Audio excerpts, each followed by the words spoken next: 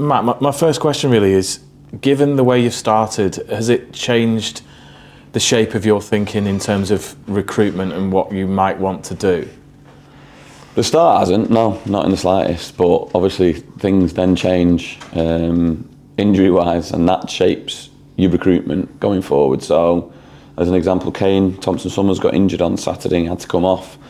So before the game, probably didn't think I needed a midfielder, but probably now, with Kane being out, might need a midfielder. So it changes the landscape. The start has nothing to do with anything, whether we would have won, lost or drawn. Like, it doesn't change anything about our recruitment and my thoughts, but what does change it is availability of players in which unit. So going into it, I had an idea, and then coming out of it, that had completely changed because of the injury to Kane. So we wish Kane well. He could be out for a little bit. So yeah, things like that do change the thoughts process for the head of recruitment and myself and the board here. So yeah, things like that will change it, but the results and the performances and that, they don't change it, because I know what we're capable of, whether we, like I said, regardless of the result. I knew what we needed. So yeah, that wouldn't have changed it, but things have changed because of the weekend and injuries. What is the nature of Kane Thompson-Summers' injury? So he's done something to his leg, I don't know. So he's been operated on Tuesday. So Kane will be out for months, not weeks. So he'll hopefully be back sooner. He'll be back 3 to 4 months is the time frame for Kane, which is disappointing for us and also for Kane. I thought he started really, really well, and I was so pleased to get him in. So we wish nothing but the best for him while he's recovering. So yeah, it changes our plans somewhat, but yeah, Kane will be out for 3 to 4 months. How does it work? Do you have to realign a budget? Maybe you've put an idea into another player, say left back or a right back, and now you have to realign that to a midfielder, or how does it work? Exactly that. Yeah, so you've got ideas about holes in your squad and what you can do, and being creative within your budget. It doesn't matter whether you've got Real Madrid's budget or for our budget. It doesn't matter. It's not about the budget. It's about working within them constraints, and we had a little bit of flexibility to do something. But now that changes, and it wasn't going to be in the midfield area, but now it'll probably have to be in the midfield area. Obviously, we've got Aaron in, and I thought he started really, really well for the 20 minutes that he came on Saturday. And now we were looking at a different avenue in terms of position. Now it'll have to be a midfielder as a priority to help with the load of. Now we've got Andy Cannon just returning. We've got Mark Helm and Harrison Neal, Crispin McLean. But that'll be it. We've got the 4 of them. Obviously supported by young lads, but we'll need one more in because the schedule will go Saturday, Tuesday for the next 2 weeks, and then in September exactly the same for the whole month of September. I noted over the last couple of weeks you've pointed out the loan signings and players who maybe not have made the grade here. In that regard, has there been a bit more of a refinement to the strategy of recruitment? A bit more detail going into how you look at players and the data that you look at and the eyeballs that are on them? Is there a bit more sort of forensicness? Is that right? Yeah. Forensic nature to the recruitment? There is. There's still a bit of, not it's the wrong word of time, like there's still a little bit of uncertainty when you go into these loans, because you can't watch a load of them because, for example, Aaron, like, I know Aaron's a good player. I watched him at Walsall with my own eyeballs last year, so I remember him when he came on against us. But realistically, I've not watched him loads. I've not been to every single under-21s game at Fulham, or not been to every single Walsall game, but I can remember watching him. Obviously then, when you're doing prep for Walsall, you watch the 3 games prior, as an example. You watch him in them 3 games, so I've got confidence in that. So it is a little bit, but that work was being done prior, so obviously I was part of Pete's then. Pete's massive strength was recruitment. Like, he loved it. He was massively passionate about it. So yeah, the same work goes in, but it's just what will suit my style or what will suit. And I've got to get them to know. I will never ever not meet someone before I sign them, as an example, because I need to know that they're a good person to fit into our dressing room and to fit in and, well, not just fit in, enhance our dressing room and come and maybe and definitely don't upset our dressing room. So Yeah, a lot of work goes into these loans. There's still a little bit of stab in the dark at times because there's a reactive nature to Saturday about centre mids. We weren't looking at centre mids, we were looking at different areas. So now we're doing loads and loads of work from probably Monday when we got the scan results back to see how bad Kane's. So from Monday to Thursday, which it is today, there's been a load of work to do in it. But obviously within a 3-day period, it's a lot of names that get thrown at you, a lot of data that you're looking at. So you're trying your best to ring around 1 million people. But what I will say is that whoever comes in, we'll have done our due diligence on, and we're hoping that they come in and enhance the group. So you never know with loans. They come in to hopefully get in your team, but they enhance the group 100%. So you're hoping for a Boston Lawal or an Ethan Ennis. That's the type of loan we want.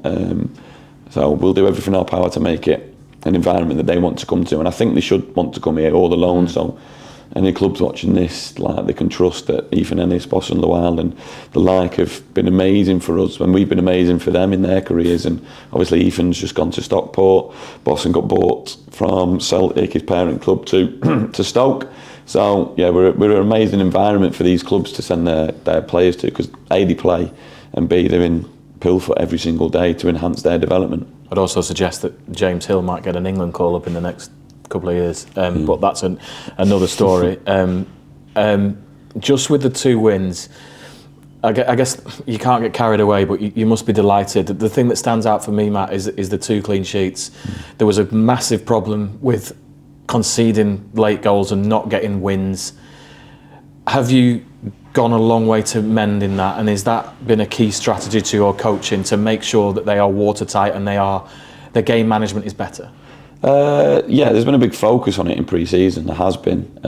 It was always there last year. It's just small margins, isn't it? It's we never set up to be leaking goals or late win, but I'll repeat it. I said it to Phil the other day that we scored more late winners than we conceded late goals last season. It's hard to remember them, like Aki away and Barrow at home, for example, Harrogate away. They're 3. But obviously the disappointment probably outweighs, especially for me in football. So yeah, there's been a lot of work in pre-season. A lot of, like, for example, on Tuesday we review it as units, as defending unit. So there's been a lot of work. Obviously the way that we played against Chesterfield won't be the way that we play all the time, but there'll always be a structure and approach in that for us that we do become solid, because regardless, I want to play exciting football. I do. I want to play football that excites fans, and we will score goals, but also you have to stop to win. That's the most exciting thing. You have to stop it going in the net. So we have put a big focus on it. We've put a lot of onus on people like Sean Rooney and like Reece Bennett coming back. Conor Hoare, he will be back in the next month, and he was learning for that 20 game spell that I took, and he started 18 of them before he got injured. He was learning. So with learning comes mistakes. With learning comes tiny bits of his development nudging higher and higher each week, and he did it so quickly, which was fantastic. But a lot of responsibility goes on Lynchy, a lot of responsibility goes on Runes and Lou McCann coming back. They all have big things that we have. So Ethan Ennis was a winger playing wing back last year, and we wanted that. Lou McCann is a winger playing wing back for us. He's never ever played wing back before, never played at the back line before. We don't see it as a back line thing, we see it a 3-5-2. Where he's our winger, he's our outlet, and look at the size of the boy. So for us, yeah, it has been a source of, but everything has. Like the way that we want to coach and play is that we're meticulous with what we do in training to get the best out of each unit in each area of the pitch. Your record is 22 games, 5 defeats. I mean, in anyone's book, that's impressive, Matt. Especially it's your first job as a head coach. You just seem to be adding dimensions to the team bit by bit with the signings you make, the tactics, the approach, and that really stands out in these first 2 games. Yeah, obviously I'm not learning. I've learned on the job for the last 10 years, but I would say that obviously not losing is a massive thing. I was really disappointed when I reflected, like in the summer, that we didn't have more points on the board. We had lots of performances that didn't earn us the points. So it was like in the summer, even I went away for a week on holiday, even led by the pool. It was Like, how do we get better? And constantly just thought process, about how we get better. And like I said, I've said this to anyone that will listen, that there won't be anyone that will work harder than me. I want and I need this to go well for the football club. So yeah, any little advantage that I can give to our players, that's how I operate. I'm not never really one to speak about myself, but I will 100% work hard to make sure that we know what we're doing on a Saturday, and that's the big thing. Saturdays come, I can only influence it, obviously, on the day. I can't control it, but Monday to Friday, I can control what goes on here to a much more higher degree than I can on a Saturday. So my work Monday to Friday has to be good to allow Saturday to be good for the players. Just can I ask you about Cheds and his goal? Was he sort of eyeing that up? Did he see that the goalkeeper was staying a little bit too far off his line? And obviously the experience that Ched has, he'll have 360 vision in that regard, won't he? Yeah, that's solely Ched. That's just the footballer that he is, and the brain that he has, the football intelligence that he has. I don't know, to be honest with you, the answer. But he will have seen things, and he will have obviously felt things in the game over the 2 games and learnt. I think we learnt from game 1 to game 2 against Chesterfield, because even though it was the same result, it was 2 different performances. We had probably 4 or 5 chances in the first game, and we had 14 chances in the second game. So for me, we learnt, but Ched's obviously, like, he's a higher level brain, isn't he? Like, he's played Premier League, and I sent a picture of him the other day for when he was young, playing for Man City, and he's in the same team as Elano and Robinho. You know what I mean? So, like, Chesterfield away for him it's a big thing for me in my journey, but for him it's something that he obviously adapts to and gets better at, and he's played a much bigger and better players than the level that we're operating at the minute. So his brain is elite. It's weird. Football's a weird thing, that even though Ched's body's unbelievable in terms of like durability, and he's getting fitter and faster randomly, but his brain's probably at its best when he's 37. Do you know what I mean? So if he would have had that brain at 17, 27, God knows what he could have gone on to do, because he was fantastic. But yeah, it's all Ched that. It was an amazing bit of individual genius. What do you expect from Gillingham coming to Highbury this weekend? They've lost both games in the cup and then in the league by 3-0. They haven't won a lot in the calendar year. What do you think? Do you have to be wary of a wounded animal here? 100%. Gareth Ainsworth, isn't he? Like, a career that was unbelievable. Manager, a good person as well, really good person. When we managed to get a bit of time with him after the game last year, he was brilliant. Like, just the way he loves football and talks about football, it's amazing. But what I'm expecting is, like I said, a wounded animal. I've watched the game. I've obviously watched the game a lot of times this week. It was never a 3-0. It was 80th minute. It was 0-0 at 80 minutes, and then obviously chasing the game towards the end, it made it 3-0. So they let 3 goals in 16 minutes. So they hit the bar 3 times. They've got Will Goodwin up front, who's a really good striker, who a lot of teams in our league and the league above were interested in signing, and they managed to get him. They've got a lot of good players. They've got Amari Beckles at the back, who's fantastic experience, big back line. Gareth McCleary, even at his age, is a fantastic footballer. They've signed really well. They have, and I think it'll be a really tough game. And it's like you said, with a hunger and a desire to come up to Fleetwood and do better than they have done in the last, results-wise, because performance-wise, they're actually genuinely really good last game. So we're really prepared, and we're going to be prepared over the next 2 days for the best version of Gillingham. Absolutely. Finally, Matt, we're speaking here on your 38th birthday. Many happy returns. Thank you. What are the plans? Are you totally Fleetwood Town today, or are you going out with your family for a night out or some food, or what's the plan? Well, my little lad's got football tonight, so that'll be straight after here, but I'm fully Gillingham. I actually probably forgot it was my birthday, if I'm honest, until my lad came in with like a confetti cannon at 6:30 this morning. Brilliant. Which I didn't know was happening. So him and my wife surprised me with that. But yeah, if it wasn't for them, I probably wouldn't even known it's my birthday, because it's full steam ahead Gillingham. Andy, I guess the first question is, why was Fleetwood right for you? Speaking to the gaffer was a massive key in it. So as soon as I spoke to him, and he says the way that he wants to play, and we went into detail about it, everything aligned, and it seemed like the right fit. How does he want to play? He's outlined it a bit with us, but in your eyes, what is the sort of game plan going forward? Yeah, like we spoke in detail about how he wants to play with the number 8's obviously the position I play. Passing team, obviously the last 2 games, Chesterfield are a good team. They had quite a lot of the ball, so probably didn't do it as much as we wanted to. But we're not going to come across a Chesterfield every single week. They're obviously very good on the ball, and that's the way that they play. But he wants to be an attacking team, passing team, and like an exciting team. So yeah, everything that we spoke about seemed perfect. I guess you feel you've got a lot to bring as well. Yeah, definitely. I want to enjoy my football, and obviously with other clubs in the summer, the way I could have gone to like other clubs and whatever with the gaffer here, I felt that I want to show what I am as a player and play a certain type of football now. And yeah, the gaffer went into detail, like I've said, and everything seemed perfect, and I feel like he'll get the best out of my football. Has it been tough since he left Wrexham? Am I right in thinking that, or how have you found it? Yeah, definitely. It's always going to be tough after having such an amazing time over, like 3 promotions in a row, and then I obviously had the tough injury which I had to go through for a year. So obviously I'm gutted with the way it ended, but it's football. But yeah, no, it's always going to be tough because I've made some friends for life there. Had incredible times, some great memories, and yeah, I think it'll be tough for anyone leaving there. But yeah, no, it's part of the football career, and we've got to carry on. And me as a player, I want to create some different memories at another club. I don't want to dwell too much on Wrexham, Andy. You had a brilliant career there with 3 promotions. Was it just sort of a remarkable place to be? Did you have a relationship with Ryan and Rob? Yeah, definitely. If you played well, you scored or whatever, you'd get a text message off them. They'd come to the games and then you'd have a conversation with them there.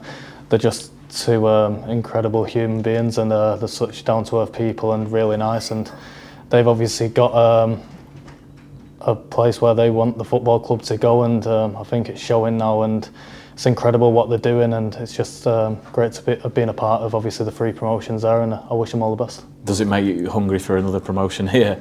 Yeah, definitely. I had 4 promotions in a row, so yeah. This was the first summer I've gone into a summer not off the back of a promotion, so it was a bit strange, to be honest with you, not celebrating something. But no, for me this summer it was just great to go to Burton at the end of second half of the season, like I touched on, with having a year out of football, and Gary Bowyer was incredible for me. How he got me back on the pitch and how he managed me after such a tough time before, and it was just about getting through the season injury free, and did that and got some games under my belt. Gary's someone who works for us for Radio Lancashire. When he's been out of work, he's worked with us, and we would agree with that. Just exactly what did he do for you? So I was on a protocol for when I came back after my injury. There was games. There was only a certain amount of minutes for the first few weeks, which I could be playing on game day. Obviously, if we had a Tuesday, Saturday game, it'd have to get monitored and what we'd be doing. And then we had West Ham in the cup, and that went to extra time, so that wasn't planned. So I ended up doing a few more minutes than I should have. But yeah, no, it was just about, for the first couple of months especially, just getting minutes back and then just managing it right. And yeah, no, he did an incredible job. He was constantly speaking to me, asking how I wanted to recover, etc., and manage the minutes. And then we did what was the aim, and that was to stay in League One, which we did, and we played some good football at times as well. Are you fit and ready to go from the start this weekend? Yeah, definitely. I feel good. Yeah, I just want to have a real good season, obviously a personal season, but the main thing always is the club. We want to be successful as a club, and I feel like we've got the foundation to do it. We've got some good players. I think we've got a top manager, and yeah, we're looking out to, people might not be talking, but we want to be going about our business quietly and hopefully have a great season. Just finally, Andy, you were sort of a big signing in the summer for the football club. For the fans coming to see you maybe for the first time this weekend, what can they expect from you? How would you describe yourself? Yeah, first and foremost, I'd always say I'm going to work hard for the team. That's always a non-given. 100% work rate, and but as I've spoke to the manager, as I spoke to people in the summer, this manager said the way that he wants to play football, and he wants me to show my ability with the ball as well. And when we went into detail about it, I think that I can start showing my footballing ability as well, which I I believe is a good standard. So hopefully we can get some good link-ups with the players, and I can show some quality on the ball as well.